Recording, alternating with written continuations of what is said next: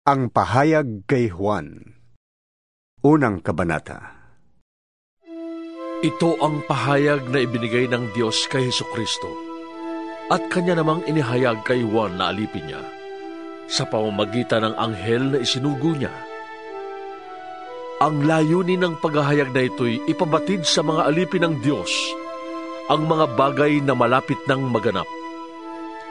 Ito ang patotoo ni Juan sa lahat ng nakita niya tungkol sa mensahe ng Diyos na ipinahayag naman ni Hesukristo. Mapalad ang bumabasa ng aklat na ito, ang mga nakikinig sa propesiya nito at tumutupad sa nasusulat dito.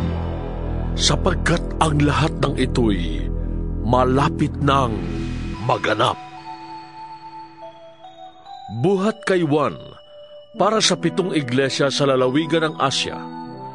Sumainyo ang pagpapala at kapayapaang mula sa Diyos na siyang nakaraan, kasalukuyan at darating, at mula sa 7 espiritong nasa harap ng kanyang trono, at mula kay Hesukristo, ang tapat na saksi, ang unang muling nabuhay at pinuno ng mga hari sa lupa. Iniibig niya tayo, at sa pamamagitan ng kanyang dugo, ay pinalaya niya tayo sa ating mga kasalanan. Ginawa niya tayong isang lahi ng mga pari na naglilingkod sa kanyang Diyos at Ama. Kay Hesukristo ang kapurihan at kapangyarihan magpakailanman. Amen. Tingnan ninyo, dumarating siyang nasa mga ulap at makikita siya ng lahat, pati na ng mga sumaksak sa kanyang tagiliran. Tatangis ang lahat ng lipi sa lupa dahil sa kanya.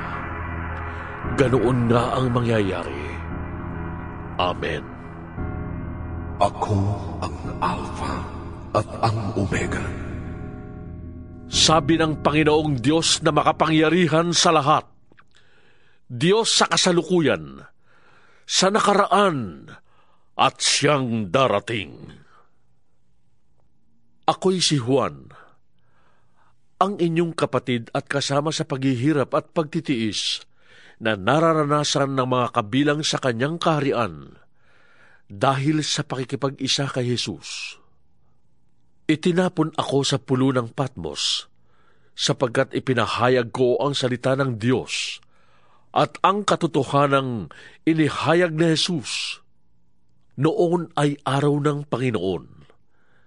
Nasa ilalim ako ng kapangyarihan ng Espiritu Santo at narinig ko mula sa aking likuran ang isang malakas na tinig na parang tunog ng trompeta.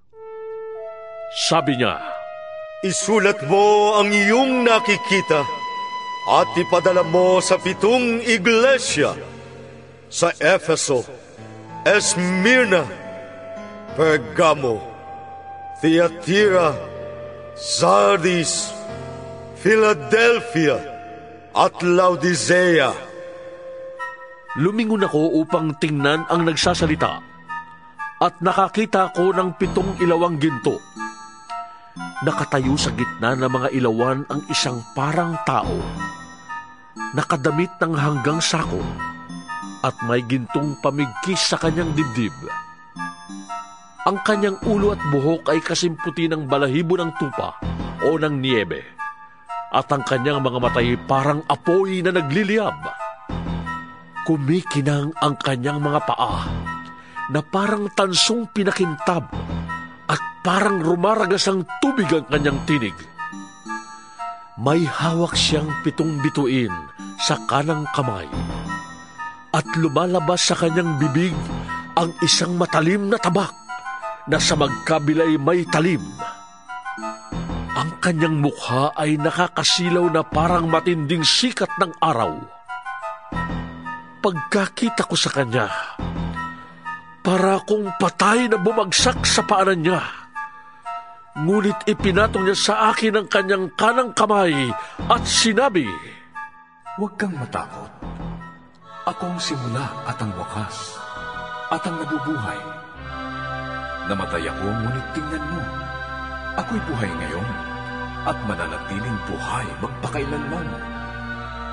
Nasa ilalim ng kapangyarihan ko ang kamatayan at ang daigdig ng mga patay. Kaya't isulat mo ang iyong nakita, ang nangyayari ngayon at ang mangyayari pa pagkatapos nito.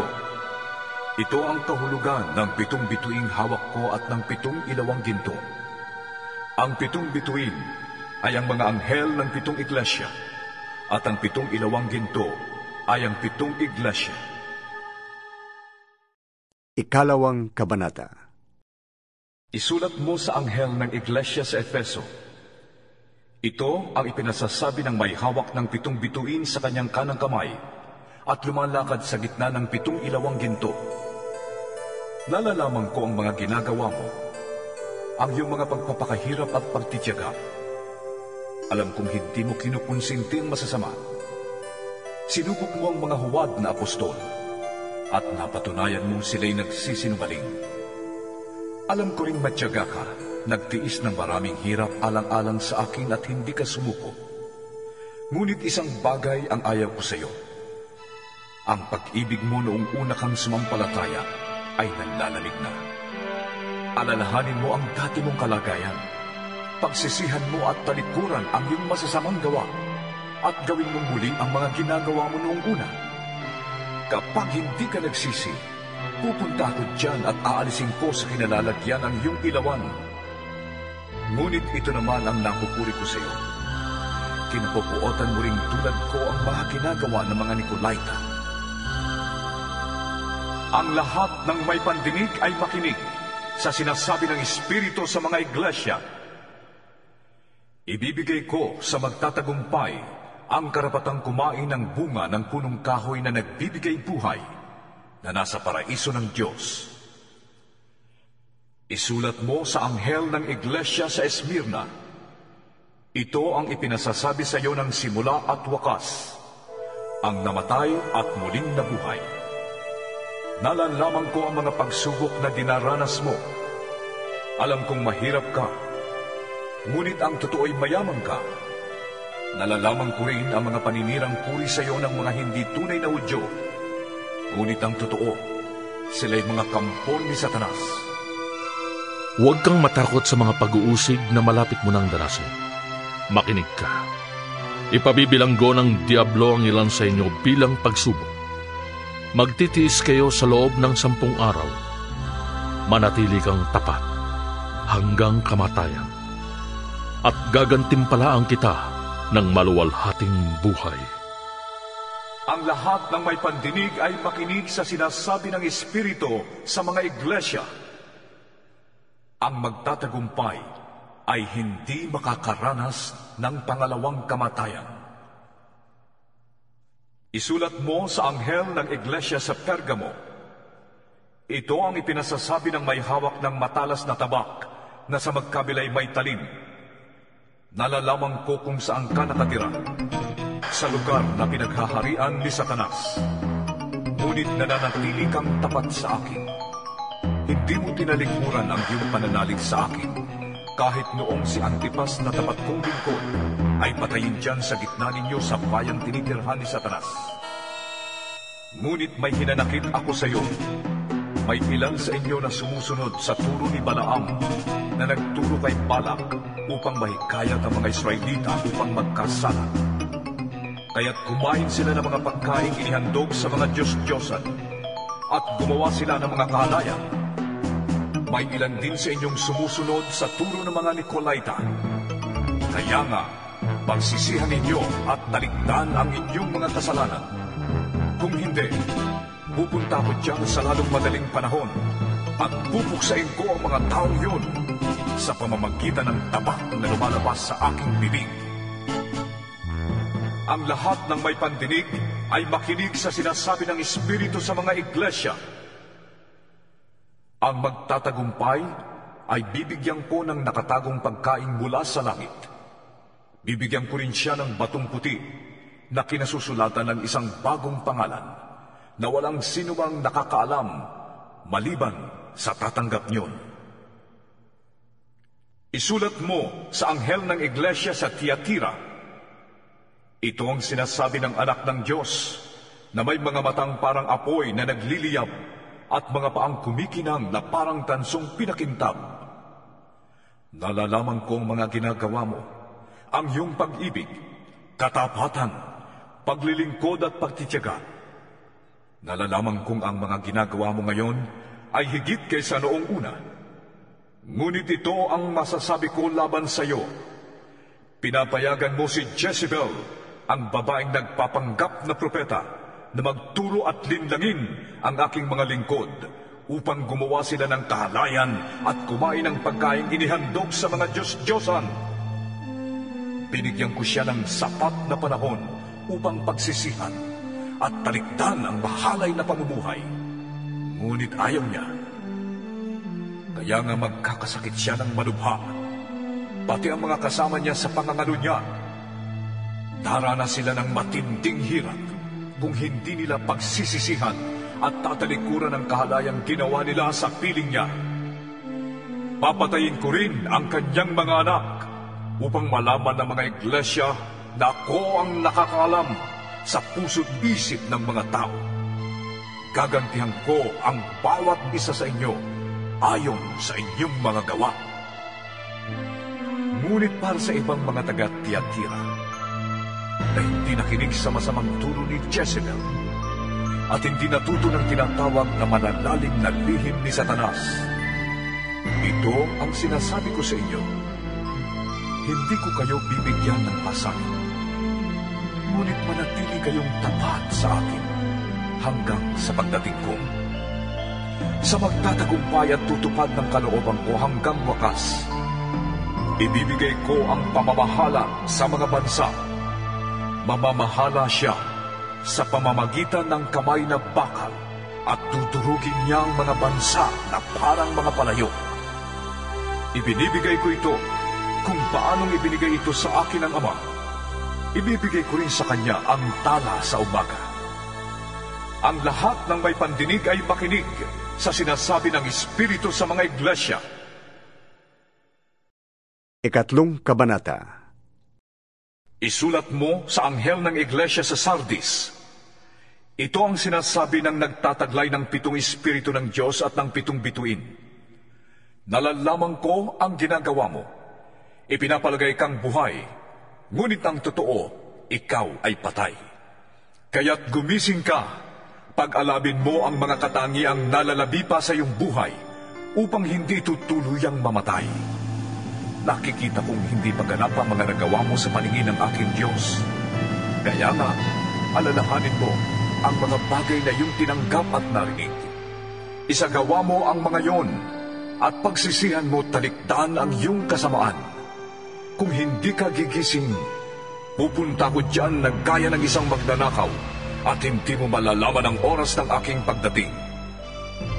Ngunit may ilan sa inyo dyan sa Sardis na nag-ingat na mapanatiling malinis ang kanilang damit, kaya't kasabay ko silang maglalakad na nakasuot ng puti, sapagkat sila'y karapat-dapat.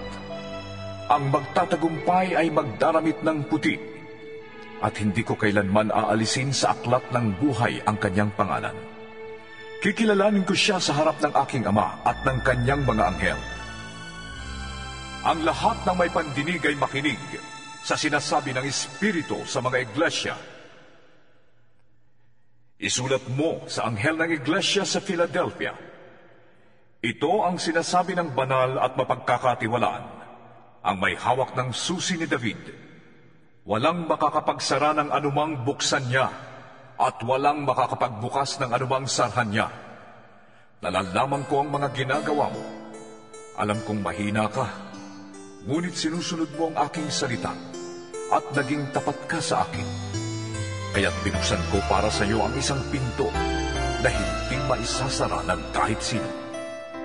Tingnan mo, palalapitin ko sa iyo at paluluhurin ang mga kampon ni Satanas na nagpapanggap na mga Hudyo, ngunit hindi naman at sa halip ay nagsisinungaling.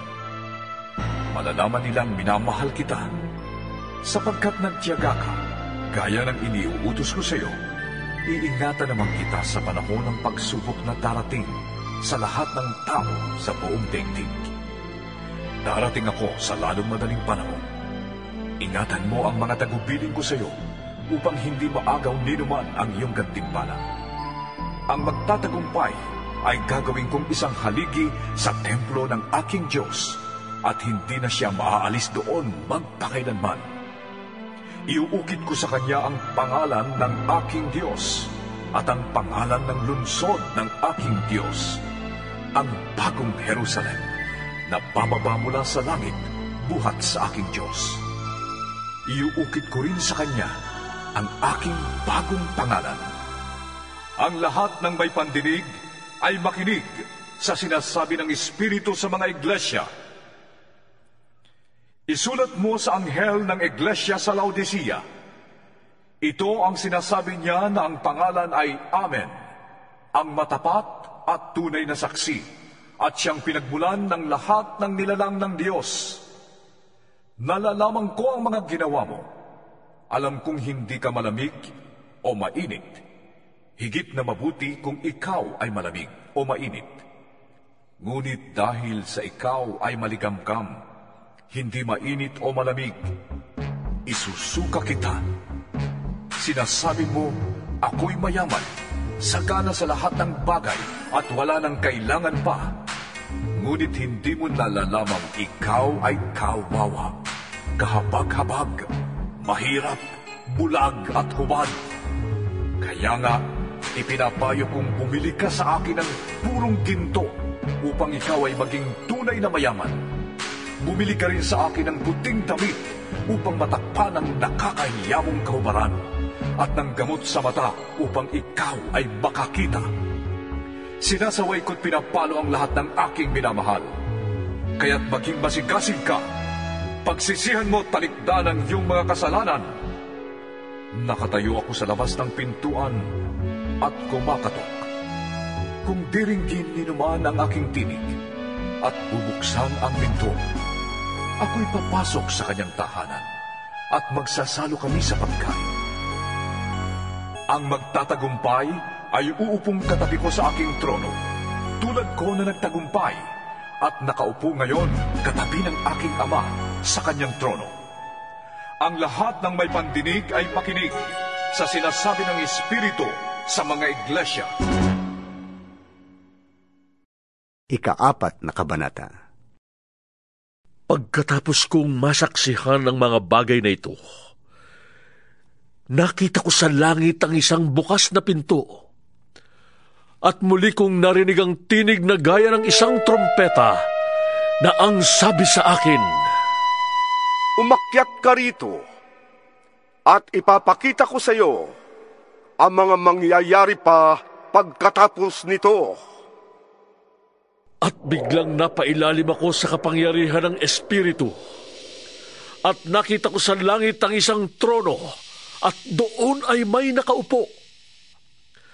Ang anyo niya'y malingning na parang mahalagang batong haspe at kornalina. May isang bahagharing nagniningning na parang esmeralda sa palibot ng trono.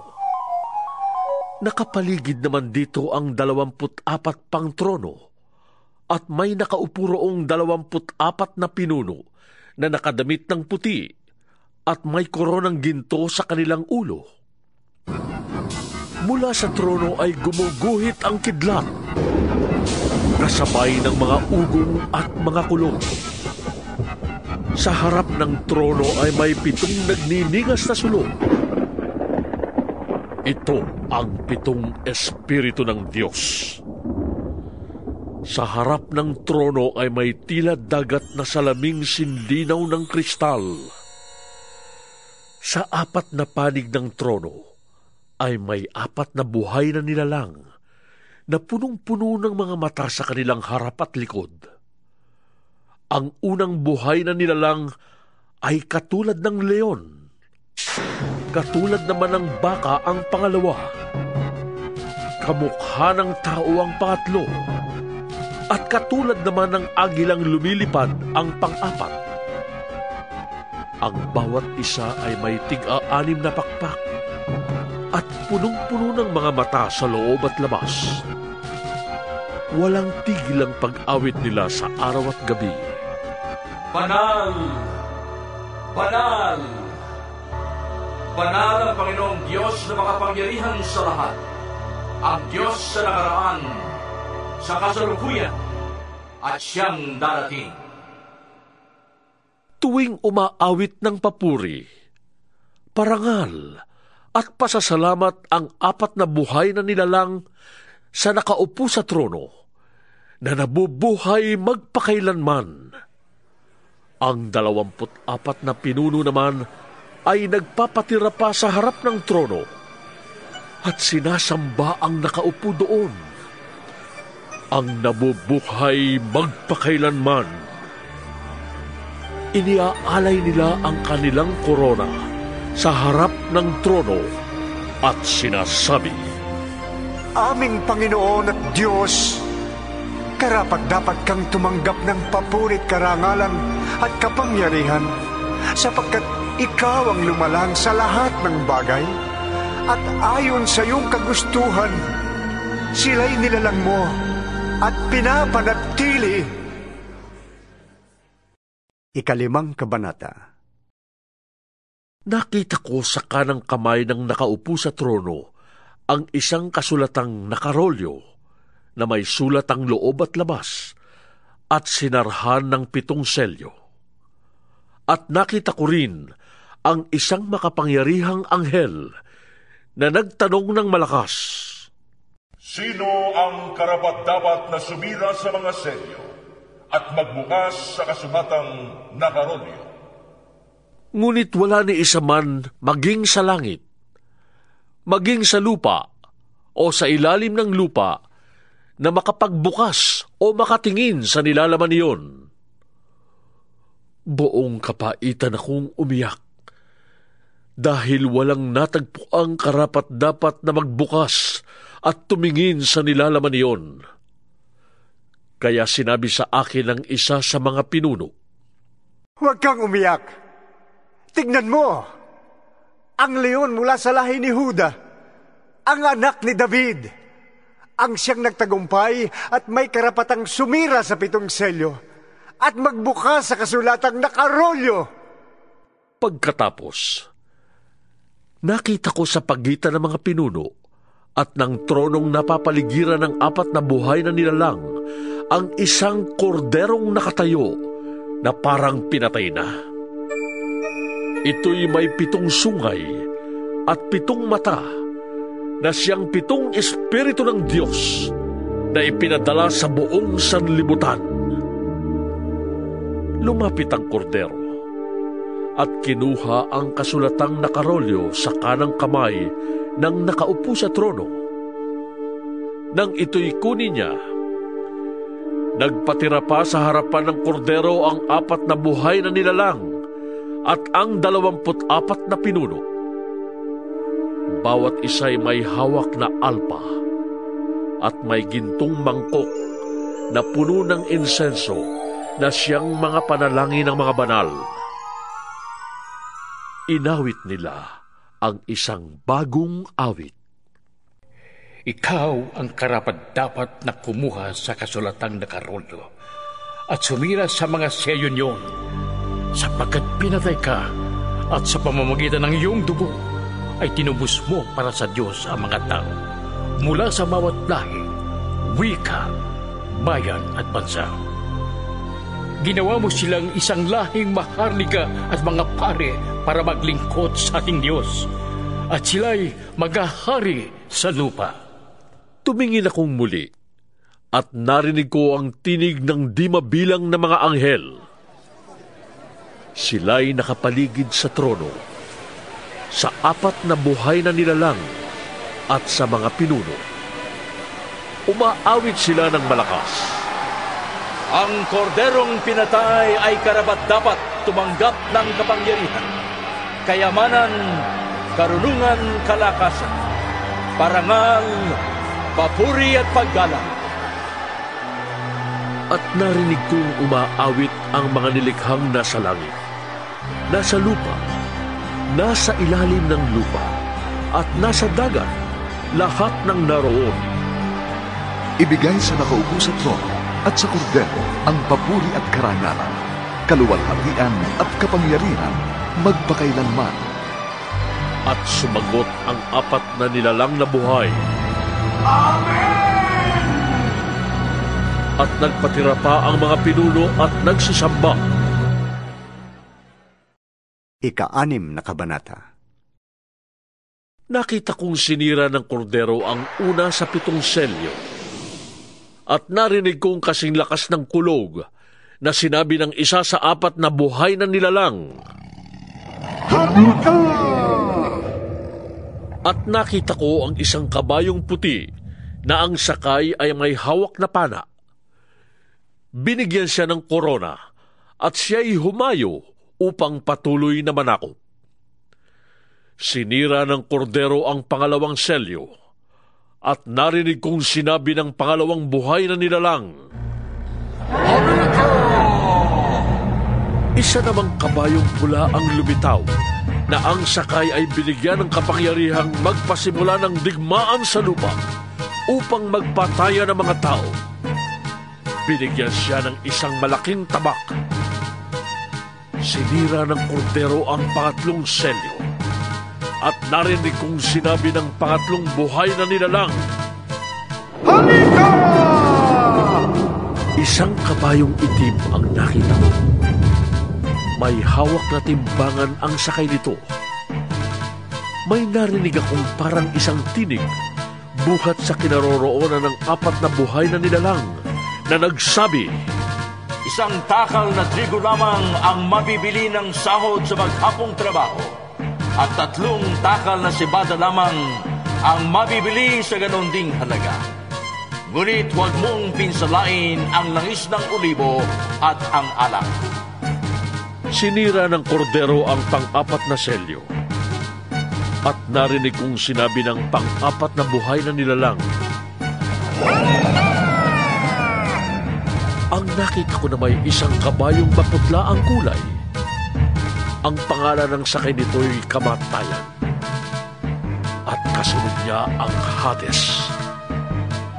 Binigyan sila ng kapangyarihan sa 4 na bahagi ng lupa upang pumatay sa pamamagitan ng tabak, gutom, salot, at mababangis na hayop. Sinira ng kordero ang 5 selyo at nakita ko sa ilalim ng dambana ang kaluluwa ng mga pinatay dahil sa salita ng Diyos at sa matapat na pagsaksi nila dito. Ubos lakas silang sumigaw, O Panginoong makapangyarihan, banal at tapat, huwag na po ninyong patagalin ang paghatol at pagpaparusa sa mga taong pumatay sa amin. Binigyan ng puting kasuotan ang bawat isa sa kanila at sinabi sa kanilang magpahinga ng kaunti pang panahon hanggang sa mabuo ang bilang ng kanilang mga kapatid at kasamahan sa paglilingkod kay Kristo na papataying ding tulad nila. At sinira ng kordero ang 6 na selyo. Lumindol ng malakas. Ang araw ay nangitim na parang damit na panluksa at ang buwan ay naging kasimpula ng dugo. Nalaglag mula sa langit ang mga bituin, parang mga bubot na bunga ng igos kung binabayo ng malakas na hangin. Naglaho ang langit na parang kasulatang nirolyo at nawala sa kanilang dating kinalalagyan ang mga bundok at mga pulo. Nagtago sa mga yungib at sa pagitan ng mga bato sa bundok ang mga hari sa lupa. Ang mga gobernador, ang mga pinuno ng hukbo, ang mayayaman, ang makapangyarihan, at lahat ng tao, alipin man o balaya. At sinabi nila sa mga bundok at sa mga bato, tabunan ninyo kami para makubli kami sa mukha ng mga upo ng Diyono at makaiwas sa buot ng kordero sapagkat dumating na ang malagim na araw ng pagbubuhos nila ng kanilang buot. At sino ang makakatagal? 7 Kabanata. Pagkatapos nito, may nakita naman akong 4 na anghel na nakatayo sa 4 na sulok ng daigdig. Pinipigil nila ang 4 na hangin upang wag munang umihip sa lupa, sa dagat, o sa alinmang punong kahoy. At nakita kong umaakyat sa gawing silangan ang isa pang anghel. Taglay ang pantatak ng Diyos na buhay. Humiyaw siya sa 4 na anghel na binigyan ng Diyos ng kapangyarihang maminsala sa lupa at sa dagat. Huwag muna ninyong pinsalain ang lupa, ang dagat, o ang mga punong kahoy, hanggat hindi pa natin nalalagyan ng tatak sa noo ang mga lingkod ng ating Diyos. At sinabi sa akin ang bilang ng mga tinatakan, 144,000 buhat sa 12 lahi ng Israel. Sa lahi ni Huda, 12,000. Sa lahi ni Ruben, 12,000. Sa lahi ni Gad, 12,000. Sa lahi ni Aser, 12,000. Sa lahi ni Neftali, 12,000. Sa lahi ni Manases, 12,000. Sa lahi ni Simeon, 12,000. Sa lahi ni Levi, 12,000. Sa lahi ni Isakar, 12,000. Sa lahi ni Zabulon, 12,000. Sa lahi ni Jose, 12,000. Sa lahi ni Benjamin, 12,000. Pagkatapos nito'y nakita ko ang napakaraming tao na di kayang bilangin ni numan. Sila'y mula sa bawat bansa, lahi, bayan at wika. Nakatayo sila sa harap ng trono at ng kordero. Nakadamit ng puti at may hawak na mga palaspas. Sinasabi nila ng malakas, "Ang kaligtasan ay mula sa kordero at sa ating Diyos na nakaupo sa trono." Tumayo ang lahat ng anghel sa palibot ng trono at ng mga pinuno at ng 4 na nilalang na buhay. At sila'y nagpatira pa sa harap ng trono at sumamba sa Diyos. Sabi nila, Amen! Sa ating Diyos ang papuri, kaluwalhatian, karunungan, pasasalamat, karangalan, kapangyarihan at lakas magpakailanman. Amen! Tinanong ako ng isa sa mga pinuno, sino ang mga taong nakadamit ng puti? At saan sila nanggaling? Ginoo, kayo po ang nakakaalam. Ang sagot ko. At sinabi niya sa akin, sila ang mga nagtagumpay sa gitna ng matinding paghihirap.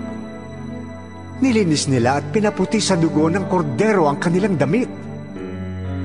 Iyan ang dahilan kung bakit sila ay nasa harap ng trono ng Diyos at naglilingkod sa Kanya sa templo araw at gabi.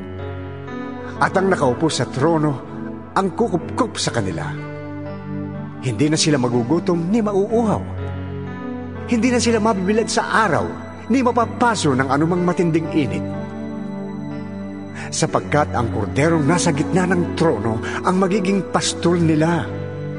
Sila'y dadalhin niya sa mga bukal ng tubig na nagbibigay buhay at papahirin ng Diyos ang bawat luha sa kanilang mga mata. 8 Kabanata. Nang sirain ng kordero ang 7 selyo, naghari sa langit ang katahimikan sa loob ng halos kalahating oras. Pagkatapos nito'y nakita ko ang 7 anghel na nakatayo sa harapan ng Diyos at binigyan ng trumpeta ang bawat isa sa kanila. Dumating ang isa pang anghel na may dalang gintong sunugan ng insenso at tumayo naman sa harap ng dambana.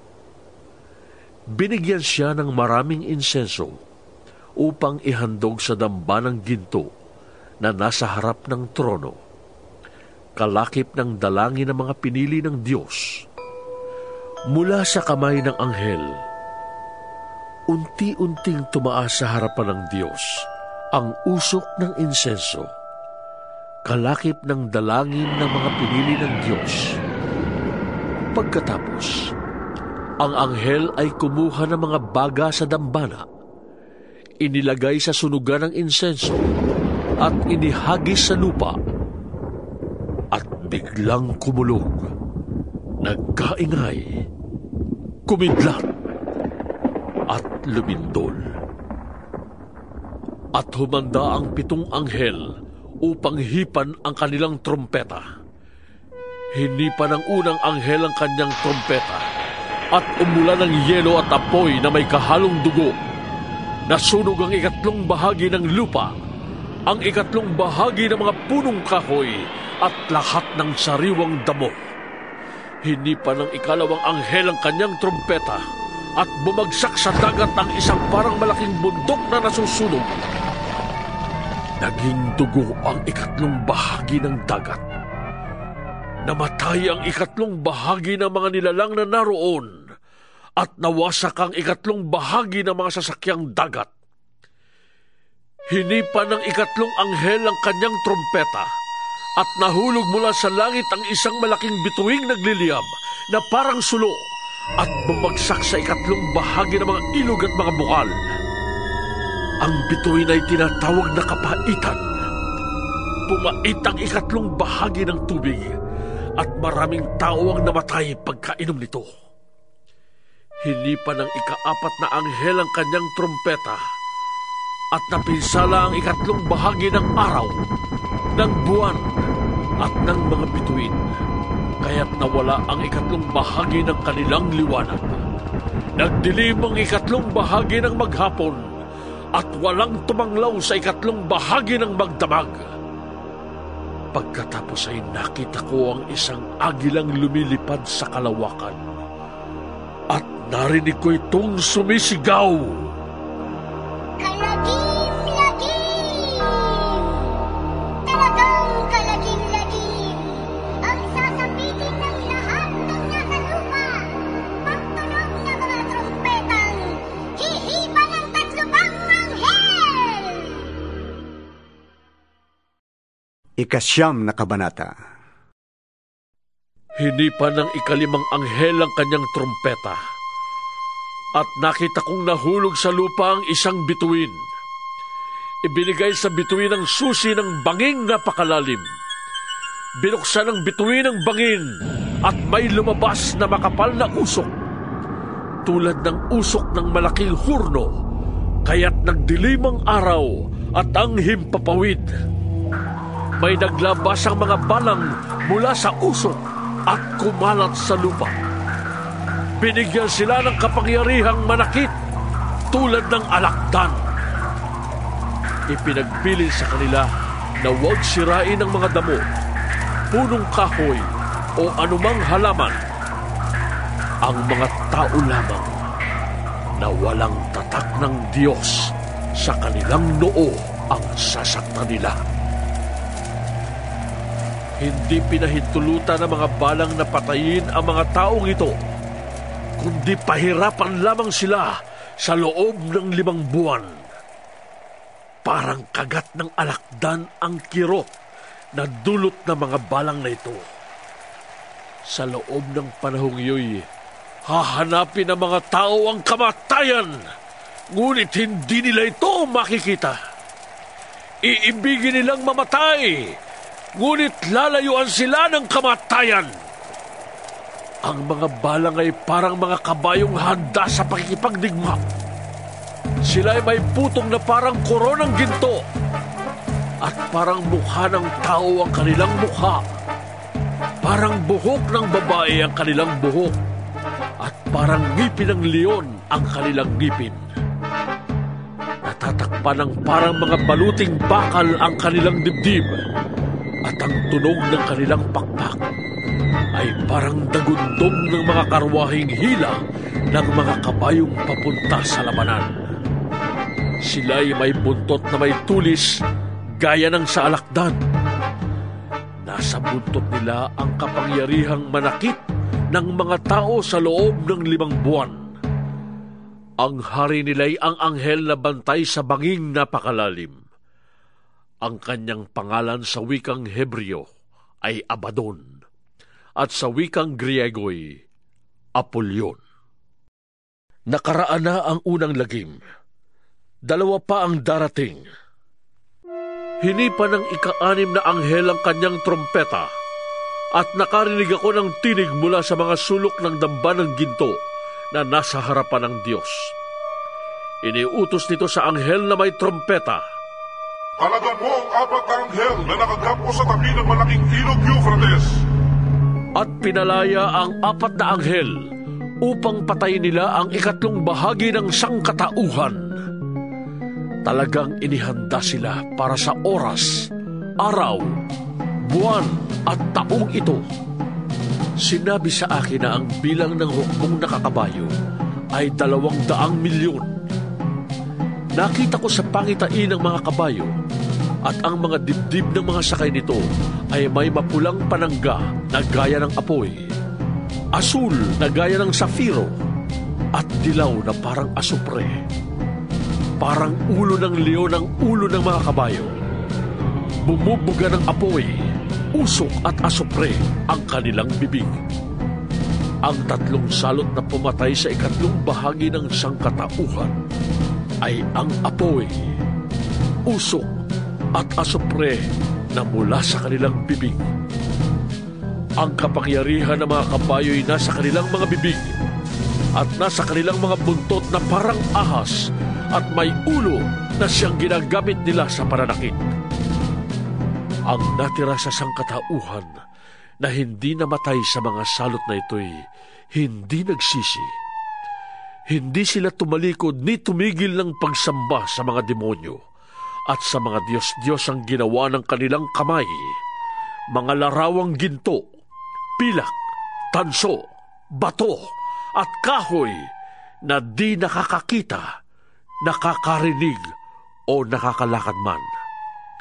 Ni hindi rin nila pinagsisihan ang kanilang mga pagpatay, pangkukulam, kahalayan at pagnanakaw.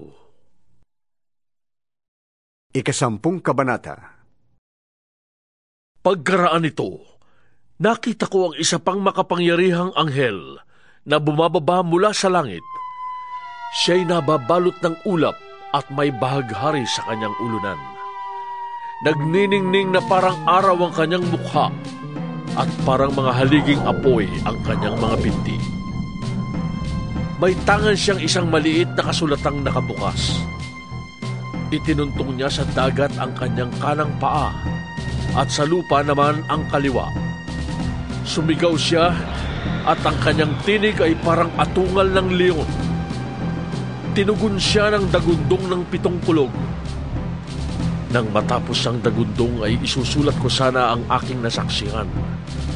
Ngunit narinig ko mula sa langit ang isang tinig na nagsabi, "Ilihim mo ang sinabi ng 7 kulog. Huwag mo nang isulat." At itinaas ng anghel na nakita kong nakatuntong sa dagat at sa lupa ang kanyang kanang kamay. At nanumpa sa ngalan ng Diyos na nabubuhay magpakailanman at lumikha ng langit, lupa, dagat at ang lahat ng naroroon. Sinabi ng anghel, "Hindi na magtatagal. Sa araw na hipan ng 7 anghel ang kanyang trompeta, isasagawa na ng Diyos ang lihim niyang plano, gaya ng ipinahayag niya sa mga propeta na kanyang mga lingkod." Pagkatapos ay kinausap akong muli ng tinig na narinig kong nagsasalita mula sa langit. "Lumapit ka sa anghel na nakatuntong sa dagat at sa lupa, at kunin mo ang hawak niyang kasulatang nakabukas." Nilapitan ko nga ang anghel at hiningi ang kasulatan. Sinabi niya sa akin, kunin mo ito at kainin. Mapait yan sa sikmura, ngunit sa bibig mo'y kasing tamis ng pulot-pukyutan. Inabot ko nga at kinain ang maliit na kasulatan. Matamis nga yun na parang pulot-pukyutan sa bibig, ngunit nang malunok ko na'y pumait ang aking sikmura. At sinabi nila sa akin, kailangang ipahayag mong muli ang mga ipinasasabi ng Diyos tungkol sa mga tao, bansa, wika, at mga hari. 11 kabanata. Pagkatapos, binigyan ako ng isang panukat na parang tungkod at sinabi, tumindig ka at sukatin mo ang templo ng Diyos at ang dambana, at bilangin mo ang mga sumasamba roon. Ngunit, huwag mo nang sukatin ang mga bulwagan sa labas ng templo, sapagkat ibinigay na yon sa mga taong di kumikilala sa Diyos. Hindi nila igagalang ang banal na lungsod sa loob ng 42 buwan. Ipadadala ko ang 2 kong saksi na nakadamit ng sako, at sa loob ng 1,260 araw ay ipapahayag nila ang mensaheng mula sa Diyos. Ang mga saksing ito ay ang 2 punong ulibo at 2 ilawang nakatayo sa harap ng Panginoon ng lupa. Kapag may nagtangkang manakit sa kanila, may lalabas na apoy sa bibig nila at tutupukin nila ang kanilang mga kaaway. Sa ganoong para ay mamamatay ang mga magtatangkang manakit sa kanila. May kapangyarihan silang isara ang langit upang hindi umulan sa panahon ng pagpapahayag nila ng mensaheng mula sa Diyos. May kapangyarihan din silang gawing dugo ang tubig at magpadala ng anumang salot sa lupa tuwing maibigan nila. Pagkatapos nilang magpatotoo, aaho ng halimaw na nasa bangin at makikipaglaban sa kanila. Matatalo sila at mapapatay ng halimaw, at ang kanilang bangkay ay mahandusay sa lansangan ng dakilang lunsod na ang patalinghagang pangalan ay Sodoma o Ehipto, kung saan ipinako sa krus ang kanilang Panginoon. Sa loob ng 3 kalahating araw, ang kanilang mga bangkay ay panonoori ng mga tao mula sa iba't ibang lahi, lipi, wika at bansa, at hindi papayag ang mga ito na mailibing ang mga bangkay. Magagalak ang lahat ng tao sa sanlibutan dahil sa pagkamatay ng 2 saksi. Magdiriwang sila at magbibigayan ng mga regalo, sapagkat ang 2 propetang yon ay nagdulot sa kanila ng labis na kahirapan.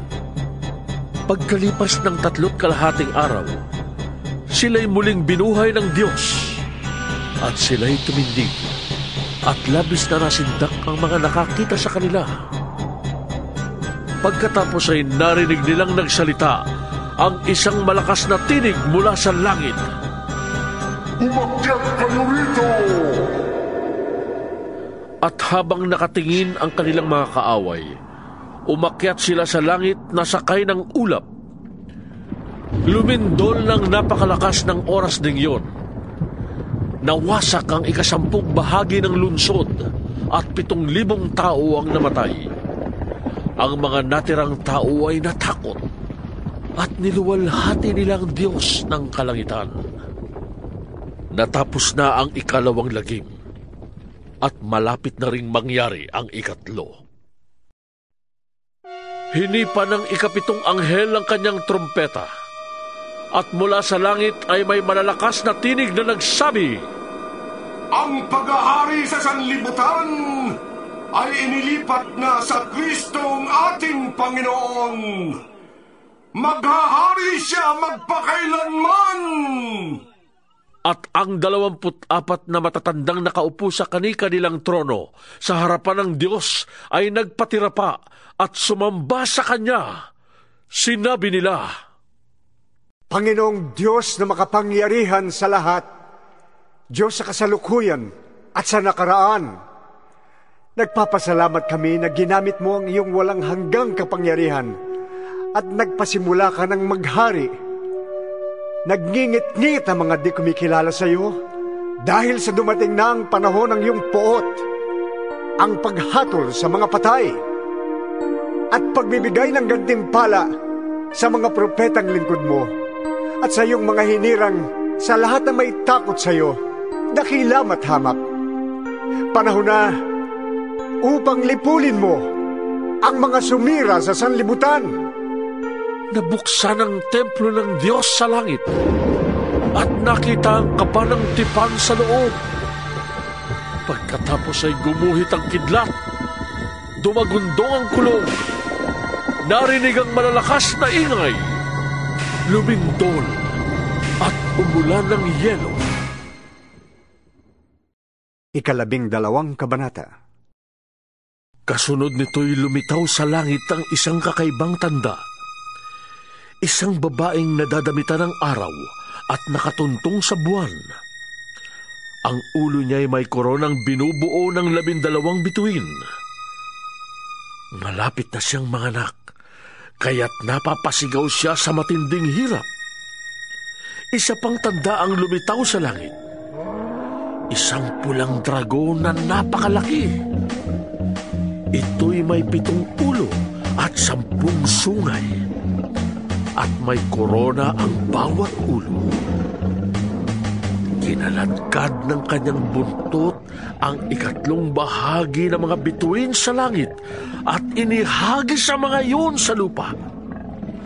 Pagkatapos, tumayo siya sa paanan ng babaeng malapit ng manganak upang lamunin ang sanggol sa sandaling ito'y isilang. Ang babae ay nagsilang ng sanggol na lalaki. Ngunit may umagaw sa bata at dinala ito sa Diyos sa kanyang trono. Ang sanggol na ito ang itinakdang maghahari sa lahat ng bansa sa pamamagitan ng kamay na bakal. Ang babae naman ay tumakas papunta sa ilang, sa isang dakong inihanda ng Diyos para sa kanya, upang maalagaan siya roon sa loob ng 1,260 araw. Pagkaraan ito'y nagkaroon ng digmaan sa langit. Pinamunuan ni Miguel ang kanyang mga anghel sa pakikipaglaban sa dragon at sa mga kampo nito. Natalo ang dragon at ang kanyang mga kampo at pinalaya sila sa langit. Itinapon ang dambuhalang dragon, ang matandang ahas na ang pangalay Diablo o Satanas, na nandaraya sa buong sanlibutan. Itinapon siya sa lupa, pati ang kanyang mga kampon. At narinig ko ang isang malakas na tinig mula sa langit na nagsasabi, "Dumating na ang pagliligtas ng Diyos! Ipinamalas na niya ang kaniyang lakas bilang hari. Ipinamalas din ni Kristo ang kaniyang kapangyarihan, sapagkat pinalayas na sa langit ang umuusig araw at gabi sa mga kapatid natin. Nagtagumpay ang mga ito laban sa Diablo sa pamamagitan ng dugo ng kordero at ng kanilang pagsaksi sa katotohanan, sapagkat hindi nila pinanghinayangan ang kanilang buhay. Kaya't magalak ang kalangitan at lahat ng naninirahan diyan. Ngunit kalagim-lagim ang daranasin ninyo, lupa at dagat, sapagkat ang matinding puot ng Diablo ay babagsak sa inyo. Alam niyang kaunting panahon na lamang ang nalalabi sa kanya." Nang makita ng dragon na itinapon siya sa lupa, hinabol niya ang babaeng nagsilang ng sanggol na lalaki. Ngunit ang babae ay binigyan ng mga pakpak ng malaking agila upang makalipad papunta sa ilang. Doon siya itatago sa loob ng 3.5 taon upang maligtas sa pananalakay ng ahas.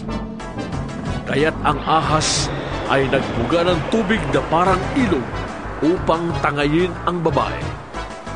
Subalit bumuka ang lupa at hinigop ang tubig na ibinuga ng dragon, kaya't naligtas ang babae. Sa galit ng dragon, pinalingan niya ang nalalabing lahi ng babae upang digmain. Ito ang mga taong sumusunod sa utos ng Diyos at nananatiling tapat sa katotohanan inihayag ni Jesus. At ang dragon ay tumayo sa dalampasigan. 13 kabanata. Pagkatapos ay nakita kong umahon sa dagat ang isang halimaw na may 7 ulo at 10 sungay. May korona ang bawat sungay nito at sa bawat ulo ay nakasulat ang isang pangalang lumalait sa Diyos. Ang halimaw ay parang leopardo, ngunit ang mga paa niya ay tulad ng mga paa ng oso at ang bibig ay parang bunganga ng leon. Ibinigay ng dragon sa halimaw ang kanyang sariling lakas, trono at malawak na kapangyarihan.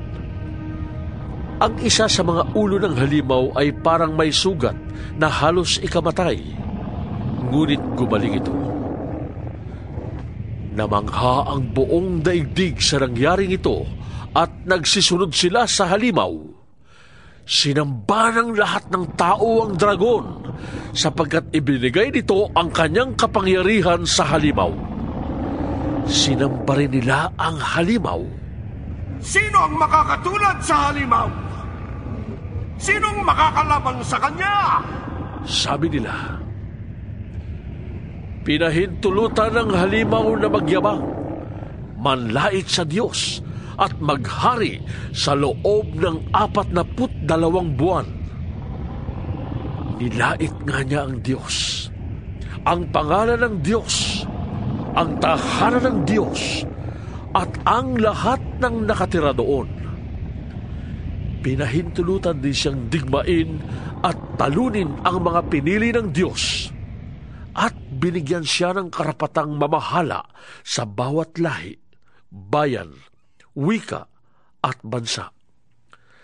Sasamba sa kanya ang lahat ng nabubuhay sa ibabaw ng lupa, maliban sa mga taong ang pangalan ay nakasulat sa aklat ng buhay. Magmula pa ng likhain ng sanlibutan, ang aklat na ito'y iniingatan ng korderong pinatay. Kung kayo'y may pandinig, makinig kayo. Ang sinumang itinagdang mabihag ay mabibihag nga. Ang itinagdang mamatay sa tabak ay sa tabak mamamatay. Kaya't kailangang magpakatatag at maging tapat ang mga hinirang ng Diyos. At nakita ko ang isa pang halimaw na lumitaw sa lupa. May 2 sungay ito na tulad ng mga sungay ng isang batang tupa. Ngunit ang kanyang tinig ay parang tinig ng dragon. Ginamit niya ang lahat ng kapangyarihan ng unang halimaw upang ipatupad ang kagustuhan nito. Ang lahat ng tao sa lupa ay pinilit niyang sumamba sa unang halimaw na nasugatan ng malubha, ngunit gumaling na. Kahanga-hanga ang mga kababalaghang ginawa ng pangalawang halimaw. Nagpaulan siya ng apoy mula sa langit at ito'y nasaksihan ng mga tao. Nalinlang niya ang lahat ng tao sa lupa sa pamamagitan ng mga kababalaghang kanyang ginawa sa harapan ng unang halimaw. Nahikayat niya ang mga taong gumawa ng isang larawan ng unang halimaw na nasugatan ng tabak, ngunit muling gumaling. Ipinahintulot din sa kanya na bigyan niya ng buhay ang larawan ng unang halimaw. Kaya't nakapagsalita ang larawan at ipinapatay nito ang lahat ng ayaw sumamba sa kanya. Sa pilitang pinatataka ng ikalawang halimaw na ito ang lahat ng tao sa kanang kamay o sa noo, maging sila'y dakila o hamak, mayaman o mahirap, alipin o malaya. at walang maaaring magtinda o bumili malibang sila'y may tatak ng pangalan ng halimaw o ng bilang na katumbas niyon. Kailangan dito ang talino. Maaaring malaman ng sinumang matalino ang kahulugan ng bilang ng halimaw sapagkat ito'y katumbas ng pangalan ng isang tao. Ang bilang ay 6, 6, 6. 14 na kabanata. Tumingin ako at naroon ang kordero na nakatayo sa bundok ng Sayon, kasama ang 144,000 tao. Nakasulat sa kanilang noo ang pangalan ng kordero at ang pangalan ng kanyang ama. At narinig ko mula sa langit ang isang tinig na sinlakas na mga alon sa dagat at nagundong ng kulog. Ang tinig na narinig ko'y parang tugtugan ng mga alpa. Sila'y umaawit ng isang bagong awit sa harap ng trono at sa harap ng 4 na nilalang na buhay at sa harap ng mga pinuno. Walang makaunawa sa awit na yon, kundi ang 144,000 na tinubos sa sanlibutan. Ito ang mga lalaking nanatiling malinis at hindi nagkaroon ng anumang kaugnayan sa mga babae. Sumusunod sila sa kordero, saan man siya magpunta. Sila'y tinubos mula sa buong sangkatauhan bilang mga unang handog sa Diyos at sa kordero.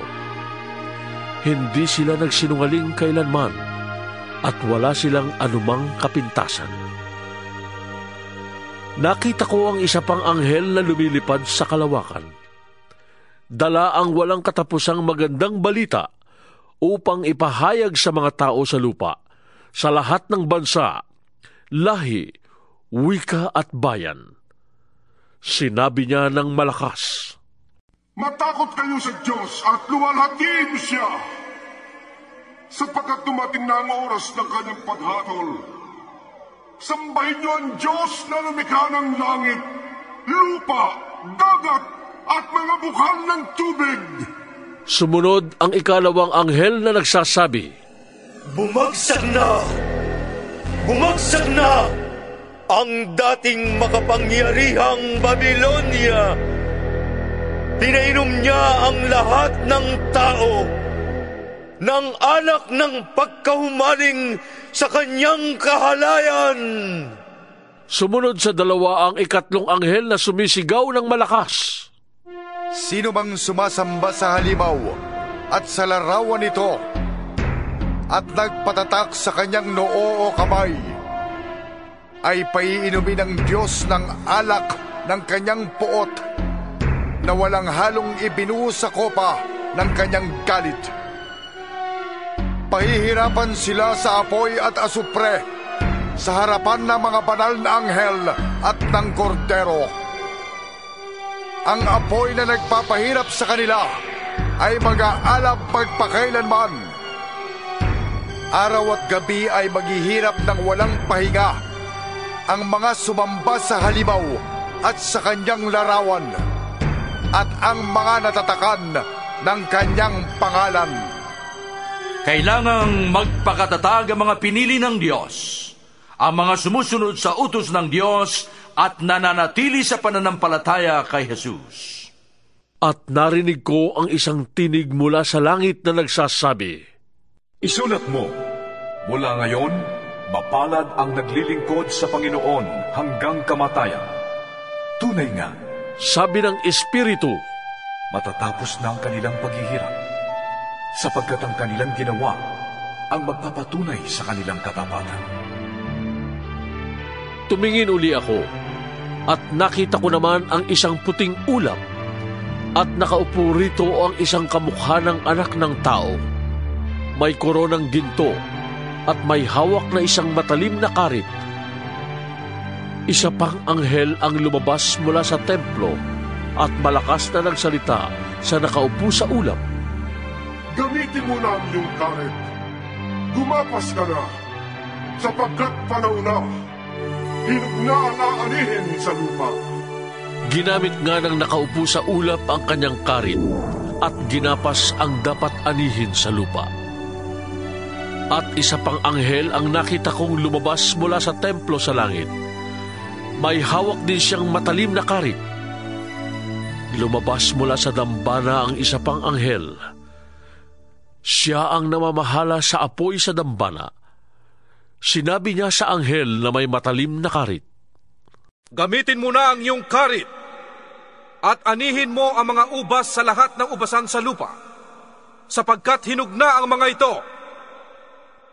Kaya't ginamit ng anghel ang kanyang karit. Inani ang mga ubas at inihagis sa pisaan. Ang pisaang ito ay larawan ng matinding poot ng Diyos. Pinisa sa labas ng bayan ng mga ubas at mula sa pisaan ay bumaha ng dugo. May 300 kilometro ang haba at 5 talampakan ang lalim. 15 kabanata. Nakita ko ang isa pang kagilagilalas na pangitain sa langit. May 7 anghel na may dalang 7 salot. Ito ang mga panghuling salot, sapagkat dito magwawakas ang poot ng Diyos. May nakita akong parang dagat na kristal na nagliliyab. Nakita ko rin ang mga nagtagumpay laban sa halimaw at sa larawan nito, at sa nagtataglay ng bilang nakatumbas ng kanyang pangalan. Nakatayo sila sa dagat na kristal. Hawak ang mga alpang bigay sa kanila ng Diyos. Inaawit nila ang awit ni Moises na lingkod ng Diyos at ang awit ng Kordero. Panginoong Diyos na makapangyarihan sa lahat, dakila at kahanga-hanga ang iyong mga gawa. O Hari ng mga bansa, matuwid at totoo ang iyong mga daan. Sino ang hindi matatakot sa iyo, Panginoon? Sino ang tatangging magpahayag ng iyong kadakilaan? Ikaw lamang ang banal.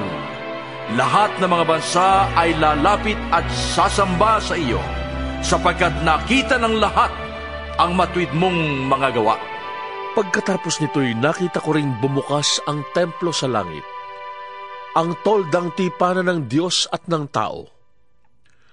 Lumabas mula sa templo ang 7 anghel na may dalang 7 salot. Nakasuot sila ng malinis na linong nakakasilaw sa kaputian at may gintong pamigkis sa dibdib. Ibinigay sa kanila ng isa sa 4 na nilalang na buhay ang 7 mangkok na ginto na punong-puno ng poot ng Diyos na nabubuhay magpakailanman. Ang templo ay napuno ng usok na nagmumula sa kadakilaan at kapangyarihan ng Diyos, at walang makapasok sa templo hanggat hindi natatapos ang 7 salot na dala ng 7 anghel. 16 na kabanata. Mula sa templo'y narinig ko ang isang malakas na tinig na nag-uutos sa 7 anghel. Lumakad na kayo at ibuhos ninyo sa lupa ang poot ng Diyos na laman ng 7 mangkok.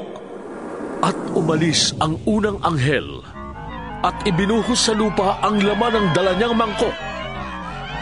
At nagkaroon ng mahapdi at nakakapandiring sugat ang mga taong may tanda ng halimaw at sumamba sa kanyang larawan. Ibinuhos ng 2 anghel ang laman ng kanyang mangkok sa dagat, at ang tubig ay naging parang dugo ng patay, at namatay ang lahat ng nilikhang nabubuhay sa dagat. Ibinuhos ng 3 anghel ang laman ng kanyang mangkok sa mga ilog at mga bukal, at naging dugo rin ang mga ito. At narinig kong sinabi ng anghel na namamahala sa mga tubig, Ikaw ang matuwid na nabubuhay ngayon at noong una, ang banal, sapagkat hinatulan mo ang mga bagay na ito. Ang mga nagpadanak ng dugo ng mga pinili at ng mga propeta, ay binigyan mo ng dugo upang kanilang inumin. Iyan ang nararapat sa kanila. At narinig ko mula sa dambana ang ganitong pananalita. Oo, Panginoong Diyos na makapangyarihan sa lahat. Talagang matuwid at tama ang mga hatol mo.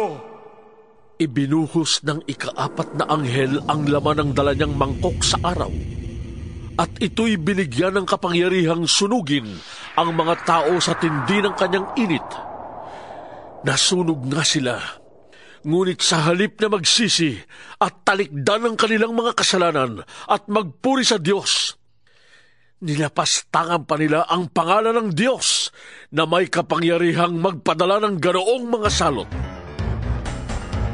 Ibinuhos ng ikalimang anghel ang laman ng hawak niyang mangkok sa trono ng halimaw at nagdilim ang kaharian nito.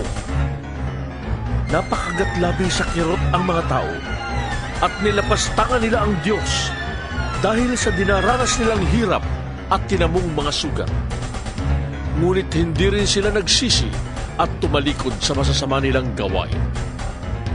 Ibinuhos ng ika-6 na anghel ang laman ng dala niyang mangkok sa malaking ilog Euphrates. Natuyo ang ilog at nagkaroon ng landas para sa mga haring mula sa silangan. At nakita kong lumalabas mula sa bunganga ng dragon at ng halimaw at ng huwad na propeta ang 3 karumal-dumal na espiritong mukhang palaka. Ang mga ito'y mga demonyong nakakagawa ng kababalaghan. Pinuntahan nila ang lahat ng hari sa daigdig upang tipunin para sa labanan sa dakilang araw ng Diyos na makapangyarihan sa lahat. Makinig kayo! Ako'y darating na parang magnanakaw. Mapalad ang nanatiling gising at nakabihis na. Hindi siya lalakad na hubad at di mapapahiya sa harap ng mga tao. At ang mga hari ay tinipo ng mga espiritu sa lugar na tinatawag na Armageddon sa wikang Hebreo. Ibinuhos ng ika-7 anghel ang laman ng hawak niyang mangkok sa himpapawid. At may nagsalita ng malakas mula sa tronong nasa templo. Naganap na! Kumidlat, kumulog, at lumindol ng napakalakas. Ito ang pinakamalakas na lindol sa buong kasaysayan ng sangkatauhan. Talagang napakalakas.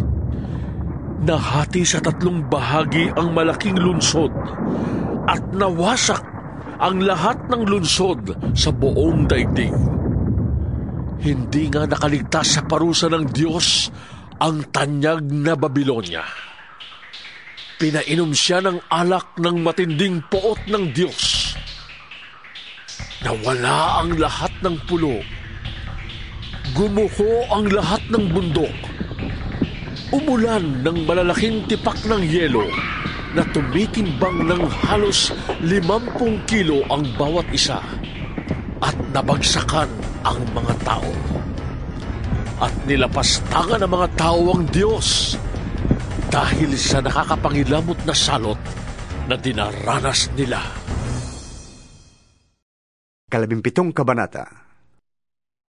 Pagkatapos, ang isa sa 7 anghel na may dalang 7 mangkok ay lumapit sa akin at sinabi niya, Halika, ipapakita ko sa iyo kung paano parurusahan ang reyna ng kahalayan na nakaupo sa ibabaw ng maraming ilog. Ang mga hari sa lupa ay nakiapid sa babaeng ito at nilasing niya sa alak ng kanyang kahalayan ang lahat ng tao sa sanlibutan. Noon ay nasa ilalim ako ng kapangyarihan ng Espiritu at inihatid ako ng anghel sa dakong ilang. Nakita ko roon ang isang babaeng nakasakay sa isang pulang halimaw. Ang halimaw ay may 7 ulo at 10 sungay. Nakasulat sa buong katawan nito ang lahat ng paglapastangan sa Diyos. Ang damit ng babae ay kulay ube at pula. Ang kanyang mga alahas ay ginto, mahahalagang bato at perlas. Hawak niya ang isang gintong kopa na puno ng kanyang kasumpa-sumpang mga gawa at kahiyahiyang pangangalo niya. Nakasulat sa kanyang noo ang isang pangalang may lihim na kahulugan. Ang tanyag na Babylonia, ang ina ng mga nangangalo niya at ng lahat ng kahalayan sa lupa. At nakita kong lasing ang babaeng ito sa dugo ng mga hinirang at ng mga martir, ang mga pinatay dahil kay Jesus. Nang gilalas ako nang makita ko siya. Bakit ka nang gilalas? Tanong sa akin ng anghel. Sasabihin ko sa iyong kahulugan ng babae at ng sinasakyan niyang halimaw na may 7 ulo at 10 sungay. Ang halimaw na nakita mo ay buhay nung una, ngunit patay na ngayon. Muli itong lilitaw buhat sa banging napakalalim at tuluyang mapapahamak. Ang mga taong nabubuhay sa lupa na ang pangalan ay hindi nakasulat sa aklat ng buhay mula pa nang likhain ang sanlibutan ay magugulat kapag nakita nila ang halimaw sapagkat pinatay na siya ngunit muling lilitaw. Kailangan dito ang talino at pangunawa.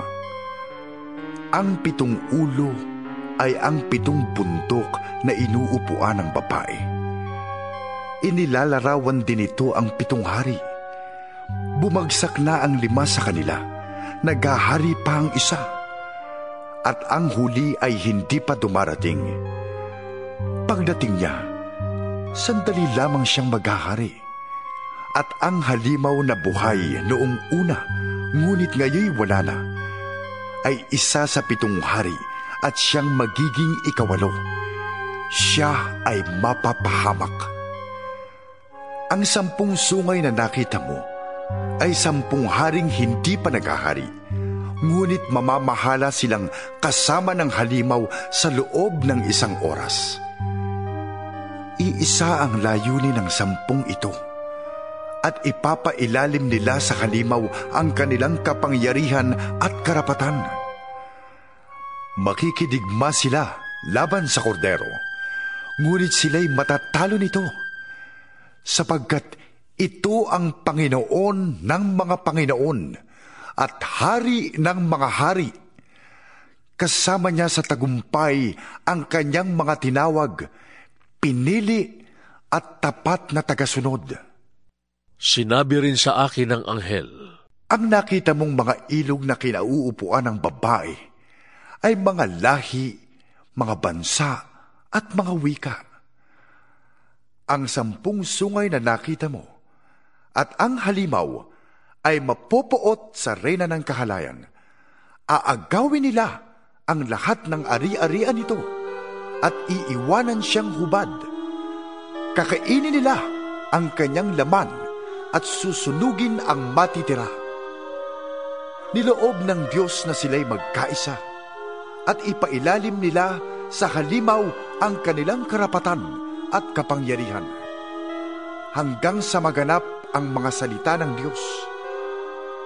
Ang babaeng nakita mo ay ang tanyag na lungsod na sinusunod ng mga hari sa lupa.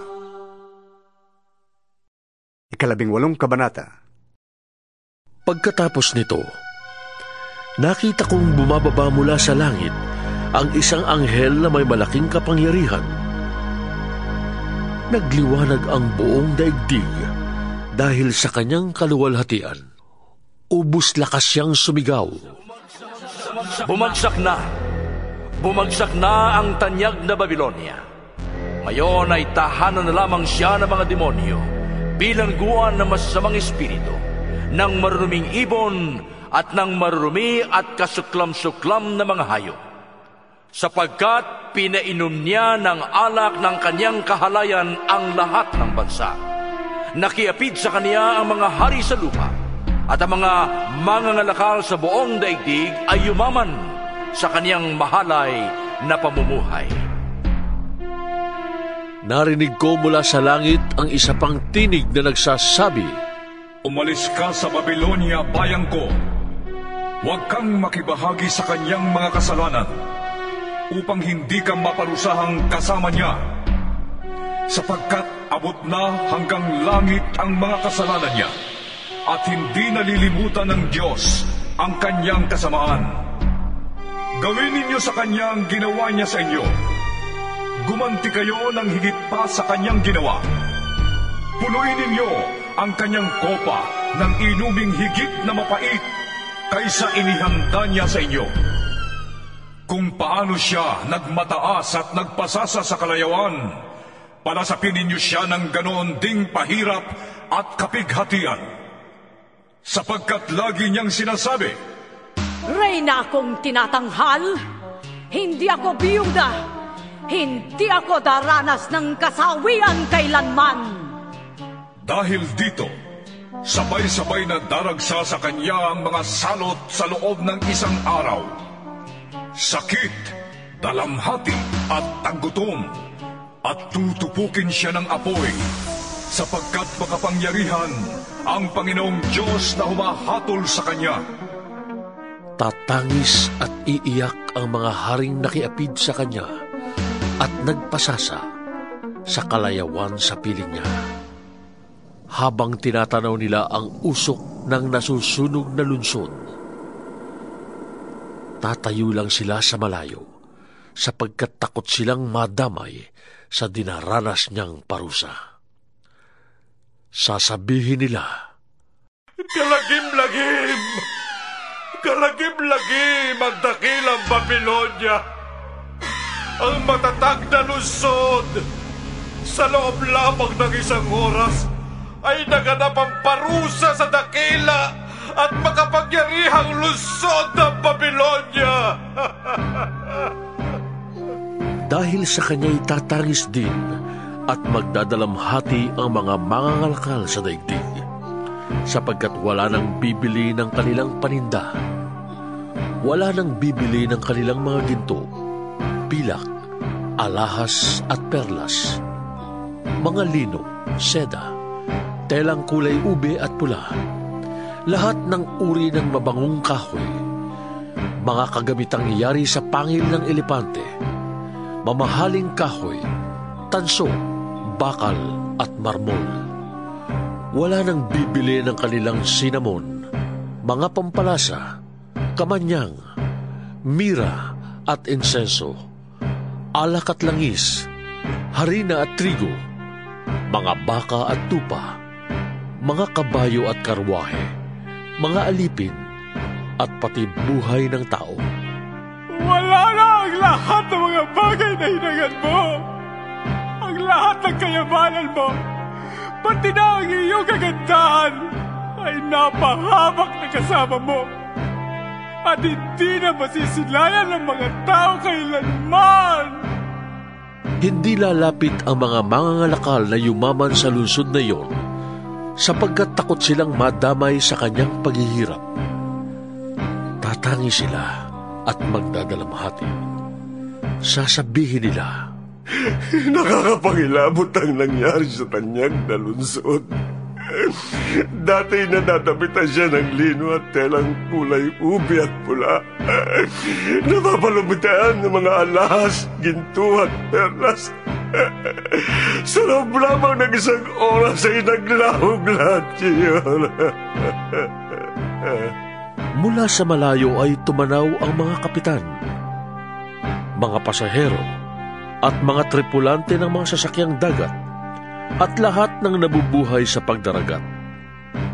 At tinangisan nila ang nasusunog na lunsod habang minamasdan ang usok na nagmumula roon. Walang katulad ang katanyagan ng lungsod na iyon. Nagsabog sila ng abok sa kanilang ulo at nanangis. Kalagim-lagim! Kalagim-lagim ang nangyari sa dakilang lungsod. Yumaman ang lahat ng tumigil sa kanyang daungan. Ngunit sa loob lamang ng isang oras ay nawalan ng kabuluhan. Magalak ka, o langit, sa nangyari sa kanya. Magalak kayo, mga hinilang, mga apostol at mga propeta, sapagkat hinatulan na siya ng Diyos dahil sa ginawa niya sa inyo. Isang makapangyarihang anghel ang bumuhat ng isang batong sinlaki ng gilingang bato. Ubus lakas niyang inihagis yon sa dagat at sinabi, "Ganito ay babagsak ang tanyag na lungsod ng Babylonia, at hindi na siya makikitang muli. Hindi na maririnig sa kanya ang tinig ng mga awit at ang himig ng mga tugtugan ng alpa, plauta at trompeta. Wala nang makikita sa kanyang mga dalubhasa at hindi na maririnig ang ingay ng mga gilingan. Wala nang kahit isang ilaw na magliliwanag sa kanya. Hindi na maririnig ang masasayang tinig ng mga ikinakasal, sapagkat naging makapangyarihan sa buong daigdig ang kanyang mga ngalakal, at dinaya niya ang lahat ng bansa sa pamamagitan ng pangkukulam." Pinarusahan siya sapagkat pinadanak niya ang dugo ng mga propeta, mga hinirang at ng lahat ng pinatay sa sanlibutan. 19 na kabanata. Pagkatapos nito, narinig ko ang tila sama-samang tinig ng napakaraming tao sa langit na umaawit ng ganito: "Purihin ang Panginoon, ang kaligtasan, ang karangalan at ang kapangyarihan ay tanging sa Diyos lamang. Matuwid at tama ang kanyang hatol. Hinatulan niya ang reyna ng kahalayan na nagpapasama sa mga tao sa lupa sa pamamagitan ng kanyang kahalayan. Pinarusahan siya ng Diyos dahil sa pagpatay niya sa mga lingkod ng Panginoon." Muli silang umawit, "Purihin ang Panginoon! Walang tigil na tataas ang usok na mula sa nasusunog na lungsod!" Ang 24 na pinuno at ang 4 na nilalang na buhay ay nagpatira pa at sumamba sa Diyos na nakaupo sa trono. Sabi nila, "Amen! Purihin ang Panginoon!" May nagsalita mula sa trono, "Purihin ninyo ang ating Diyos, kayong lahat ng mga lingkod niya, maging dakila at hamak, kayong may banal na takot sa Kanya." Pagkaraay narinig ko ang parang sama-samang tinig ng napakaraming tao, parang ugong ng malaking talon at dagundong ng mga kulog. Ganito ang sabi ng tinig: "Purihin ang Panginoon, sapagkat naghahari ang Panginoon nating Diyos na makapangyarihan sa lahat. Magalak tayo at magsaya. Luwalhatiin natin siya sapagkat nalalapit na ang kasal ng kordero. Nakahanda na ang kasintahang babae. Nabihisa na siya ng malinis at puting-puting lino." Ang lino ay sagisag ng mabubuting gawa ng mga hinirang ng Diyos. At sinabi sa akin ng anghel, "Isulat mo ito. Mapalad ang inanyayahan sa kasalan ng kordero." Idinugtong pa niya, "Ito ay tunay na mga salita ng Diyos." Nagpatira pa ako sa kanyang paanan upang sambahin siya. Ngunit sinabi niya sa akin, "Huwag, ako may alipin ding tulad mo, at tulad ng ibang mga mananampalataya nagpatotoo tungkol kay Jesus. Ang Diyos ang sambahin mo, sapagkat ang katotohanang ipinahayag ni Jesus ay siyang diwa ng lahat ng ipinahayag ng mga propeta." Pagkaraan ito'y nabuksan ang langit, at nakita ko ang isang kabayong puti. Ang sakay nito'y tinawag na Tapat at Totoo, sapagkat matuwid siyang humatol at makipagdigma. Parang nagliliyab na apoy ang kanyang mga mata, at napuputungan siya ng maraming korona. Nakasulat sa kanyang katawan ang pangalan niya, ngunit siya lamang ang nakakaalam ng kahulugan niyon. Puno ng dugo ang kanyang kasuutan, At ang tawag sa kanya ay Salita ng Diyos. Sumusunod sa kanya ang mga hukbo ng langit na nakadamit ng malinis at puting lino at nakasakay rin sa mga kabayong puti. May matalim na tabak na lumabas sa kanyang bibig upang gamitin niyang panlupig sa mga bansa. Mamamahala siya sa mga ito sa pamamagitan ng kamay na bakal at paaagusin mula sa pisaan ng ubas ang alak ng poot ng Diyos na makapangyarihan sa lahat. Nakasulat sa kanyang kasuotan at sa kanyang hita ang ganitong pangalan: Hari ng mga hari at Panginoon ng mga Panginoon. Nakita ko naman ang isang anghel na nakatayo sa araw.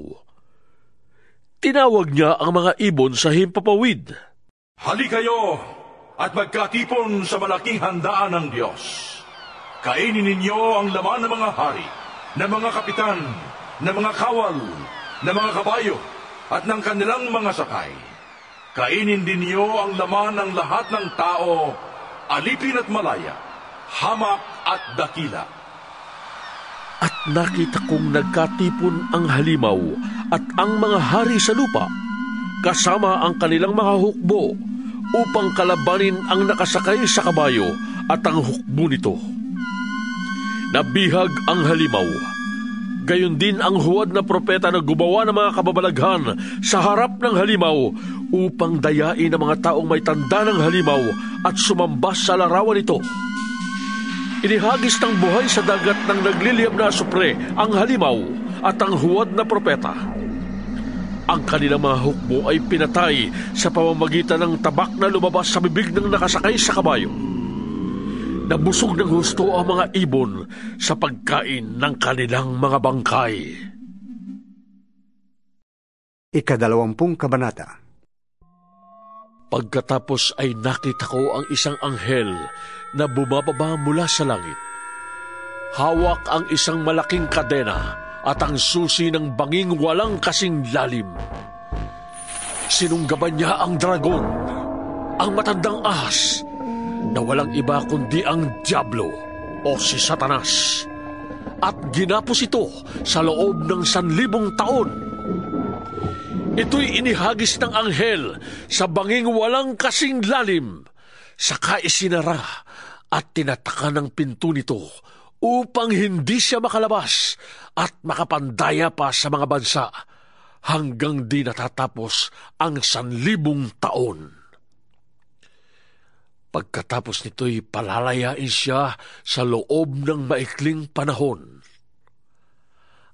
At nakakita ko ng mga trono, at ang mga nakaupo doon ay binigyan ng karapatang humatol. Nakita ko rin ang mga kaluluwa ng mga taong pinugutan dahil sa pagpapatotoo tungkol kay Jesus at sa pagpapahayag ng salita ng Diyos. Hindi sila sumamba sa halimaw o sa larawan nito, ni tumanggap ng tatak ng halimaw sa kanilang noo o kamay. Binuhay sila upang magharing kasama ni Kristo sa loob ng 1,000 taon. Ito ang unang pagbuhay sa mga patay. Ang iba pang mga patay ay bubuhayin din pagkaraan ng 1,000 taon. Mapalad at lubos na pinagpala ang mga nakasama sa unang pagbuhay sa mga patay. Walang kapangyarihan sa kanila ang pangalawang kamatayan. Sila'y magiging mga pari ng Diyos at ni Kristo, at maghahari silang kasama niya sa loob ng 1,000 taon. Pagkatapos ng 1,000 taon, ay palalayain si Satanas sa kanyang pagkabilanggo.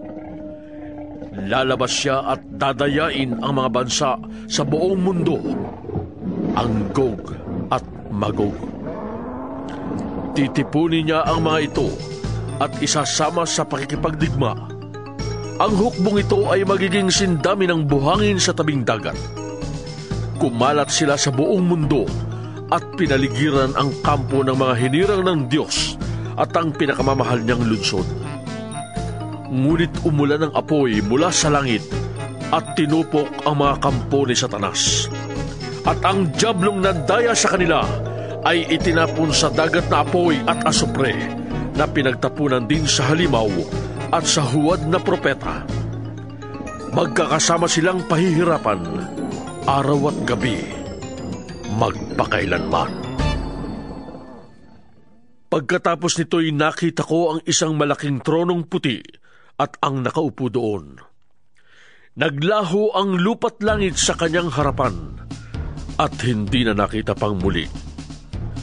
Nakita kong nakatayo sa harap ng trono ang mga namatay, maging dakila at hamak, at binuksan ng mga aklat. Binuksan ng isa pang aklat, ang aklat ng buhay.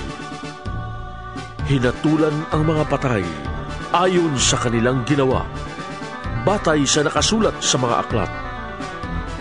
Iniluwa ng dagat ang mga patay na naroroon. Iniluwa din ng kamatayan at ng daigdig ng mga patay ang mga nakalagak sa kanila. Hinatulan ang lahat ayon sa kanilang mga ginawa.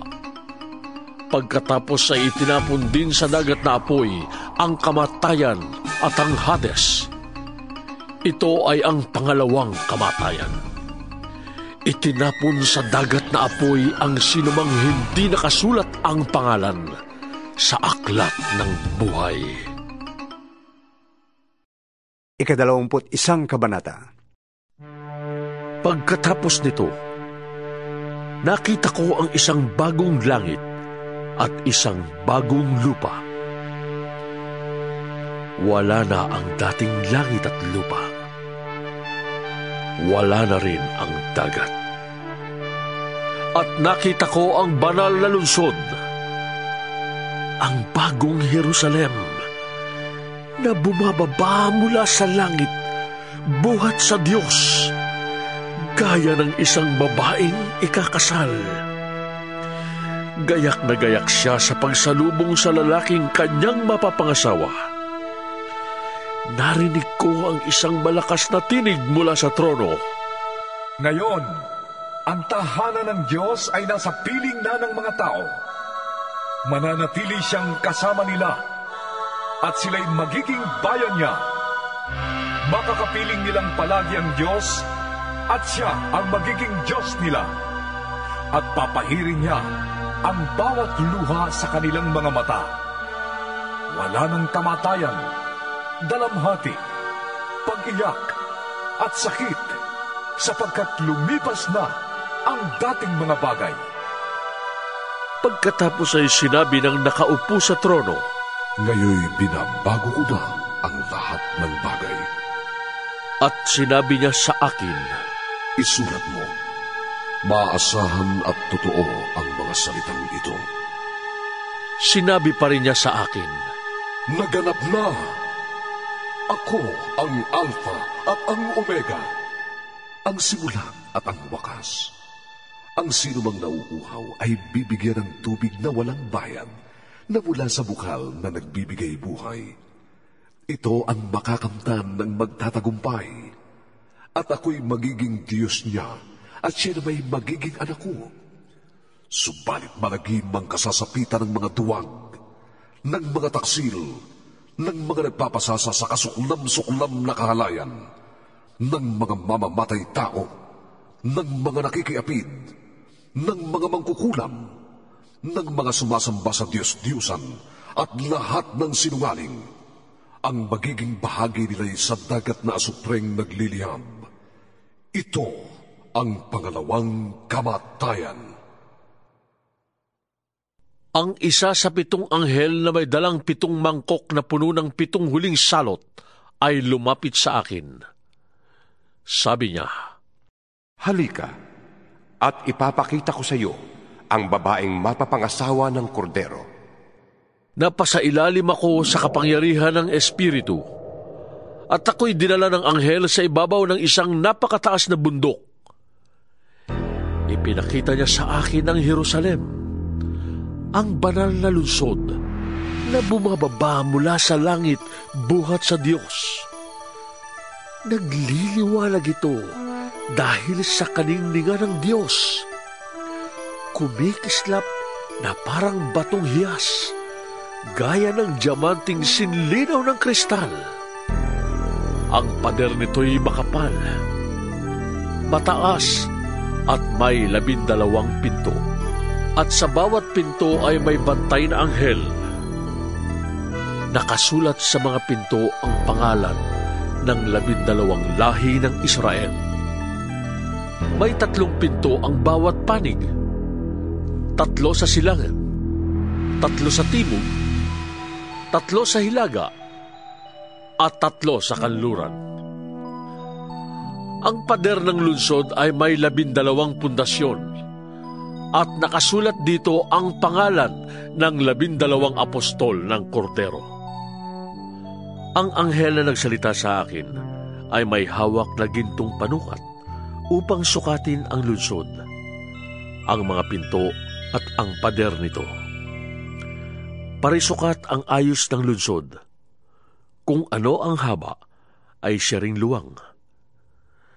Sinukat ng anghel ang lungsod, at ang lumabas na sukat ng lungsod ay 2,400 kilometro ang haba at ang luwang, gayon din ang taas. Sinukat din niya ang pader, at 66 na metro naman ang taas nito, ayon sa panukat na dala ng anghel. Batong haspe ang pader, at ang lungsod ay lantay na gintong kumikinang na parang kristal. Ang saligan ng pader ay puno ng lahat ng uri ng mahahalagang bato.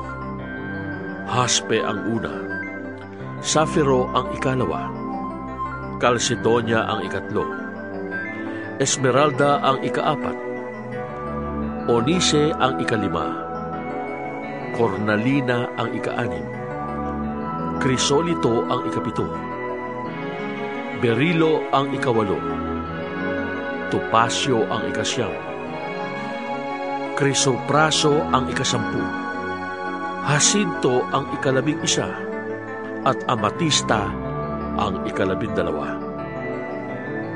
Perlas ang 12 pinto. Bawat pinto ay yari sa iisang perlas. Purong ginto ang lansangan ng lungsod at kumikinang na parang kristal. Napansin ko na walang templo sa lungsod, sapagkat ang pinakatemplo doon ay ang Panginoong Diyos na makapangyarihan sa lahat at ang Kordero. Hindi na kailangan ng araw o ang buwan upang bigyan ng liwanag ang lungsod, sapagkat ang kaluwalhatian ng Diyos ang nagbibigay ng liwanag doon. Ang Kordero naman ang siyang ilawan. Sa liwanag nito'y lalakad ang lahat ng tao, at dadalhin doon ng mga hari sa lupa ang kanilang kayamanan. Mananatiling bukas sa buong maghapon ang mga pinto ng lungsod, sapagkat hindi nasasapit doon ang gabi. Dadalhin sa lungsod ang yaman at dangal ng mga bansa, ngunit hindi makakapasok doon ang anumang bagay na marumi sa paningin ng Diyos. Ito'y ang mga gumagawa ng masama at ang mga sinungaling, ang mga tao lamang na ang pangalan ay nakasulat sa aklat ng buhay na iniingatan ng Kordero ang makakapasok sa lungsod. 22 kabanata. Ipinakita rin sa akin ng anghel ang ilog na nagbibigay buhay. Ang tubig nito na sinlinaw ng kristal ay bumubukal mula sa trono ng Diyos at ng Kordero, at umaagos sa gitna ng lansangan ng lungsod. Sa magkabilang panig ng ilog ay may punong kahoy na nagbibigay buhay. Ang bunga nito'y iba-iba bawat buwan at nakapagpapagaling naman sa sakit ng mga tao ang mga dahon nito. Wala doong makikitang anuman na isinumpa ng Diyos. Makikita sa lungsod ang trono ng Diyos at ng Kordero, at sasambahin siya ng kanyang mga lingkod. Makikita nila ang kanyang mukha, at masusulat sa kanilang noo ang kanyang pangalan. Dooy wala ng gabi, kaya't hindi na sila mangangailangan pa ng mga ilaw o ng liwanag ng araw, sapagkat ang Panginoong Diyos ang magiging ilaw nila, at maghahari sila magpakailanman. At sinabi sa akin ng anghel, Maaasahan na totoo ang mga salitang ito. Ang Panginoong Diyos na nagkaloob ng kanyang espiritu sa mga propeta, ang siyang nagsugo sa kanyang mga anghel upang ihayag sa mga lingkod niya ang mga bagay na magaganap sa lalong madaling panahon. Makinig kayo! Sabi ni Jesus, Darating na ako! Mapalad ang tumutupad sa mga propesiya na nilalaman ng aklat na ito. Akong si Juan, ang nakarinig at nakakita sa lahat ng ito. Matapos kong marinig at makita ang lahat, ako'y nagpatira pa sa paanan ng anghel na nagpakita sa akin ng mga ito upang siya'y sambahin. Ngunit sinabi niya, Huwag, ako may alipin ding tulad mo, at tulad din ng iyong mga kapatid na propeta at ng lahat ng sumusunod sa mga salita sa aklat na ito. Ang Diyos ang sambahin mo. At sinabi rin niya sa akin, Huwag mong ililihim ang mga propesiya na nasa aklat na ito, sapagkat malapit nang maganap ang mga ito. Magpatuloy sa pagpapakasama ang masama. Magpatuloy sa pagpapakarumi ang marumi. Ngunit ang mabuti ay magpatuloy sa pagpapakabuti, at ang banal sa pagpapakabanal. Makinig kayo! Sabi ni Jesus, Darating na ako. Dala ko ang mga gantimpalang ibibigay sa bawat isa ayon sa kanyang ginawa. Ako ang Alpha at ang Omega, ang una at ang huli, ang simula at ang wakas. Mapapalad ang naglilinis ng kanilang kasuotan, sapagkat bibigyan sila ng karapatang pumasok sa lungsod at kumain ng bunga ng punong kahoy na nagbibigay buhay. Subalit maiiwan sa labas ng lungsod ang mga makasalanan, ang mga mangkukulam, ang mga nakikiapid, ang mga mamamatay tao, ang mga sumasamba sa Diyos-Diyosan, at ang mga sinungaling sa salita at sa gawa. Akong si Jesus ang nagsugo sa aking anghel upang ang mga bagay na ito'y ipahayag sa inyo na nasa mga iglesia. Ako'y mula sa angkan ni David. Ako ang maningning na tala sa umaga. Sinasabi ng Espiritu at ng babaeng ikakasal, Hali kayo!